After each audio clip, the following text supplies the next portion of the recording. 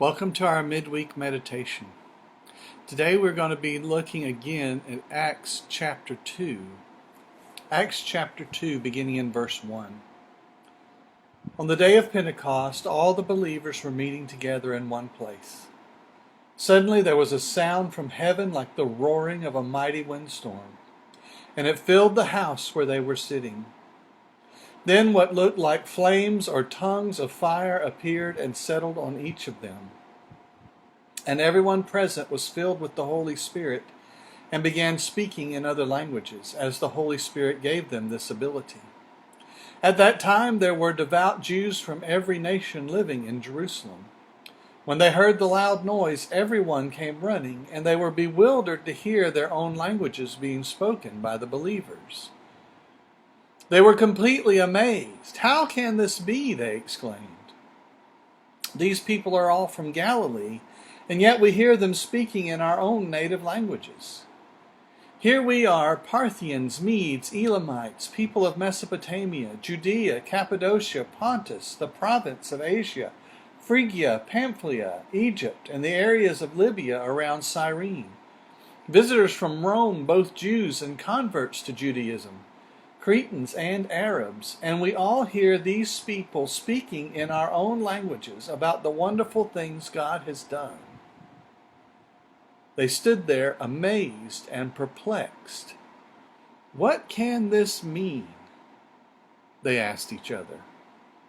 But others in the crowd ridiculed them, saying, "They're just drunk, that's all." Peter stepped forward with the 11 other apostles and shouted to the crowd, "Listen carefully, all of you, fellow Jews and residents of Jerusalem. Make no mistake about this. These people are not drunk, as some of you are assuming. 9 o'clock in the morning is much too early for that. No, what you see was predicted long ago by the prophet Joel. In the last days, God says, I will pour out my Spirit upon all people. Your sons and daughters will prophesy, your young men will see visions, and your old men will dream dreams. In those days I will pour out my Spirit even on my servants, men and women alike, and they will prophesy. And I will cause wonders in the heavens above and signs on the earth below, blood and fire and clouds of smoke. The sun will become dark and the moon will become blood red before the great and glorious day of the Lord arrives. But everyone who calls on the name of the Lord will be saved." This verse has been sort of riding with me ever since I began preparing for our Pentecost message a few weeks ago. And today I want us to look particularly at the part from the prophet Joel. What if we really believed that God would pour out His Spirit on all people? What if we really believed that God would pour out His Spirit on you and on me? What if we asked Him for it? What if we asked to be continually filled with His Spirit?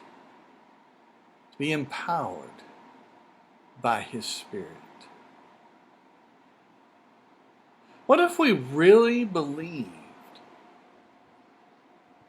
that our sons and daughters will prophesy or will tell the good news? The word is usually translated preached or shared the good news.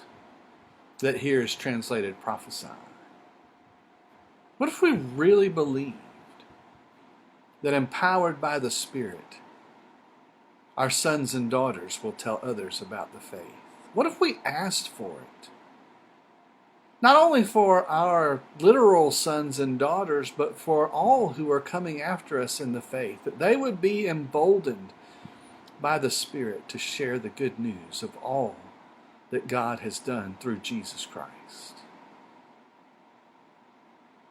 What if we believed that the young folks among us would have a vision of sharing the good news with others? What if we prayed for it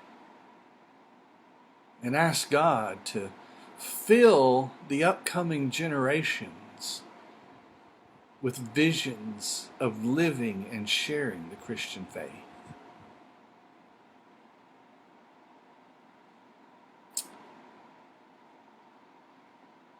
What if we believe that God would give us dreams for what He will do?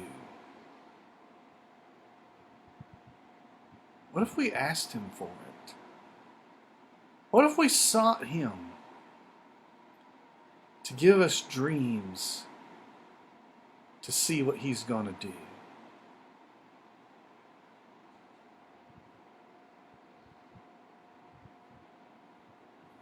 What if we really believed what Peter is quoting here from the book of the prophet Joel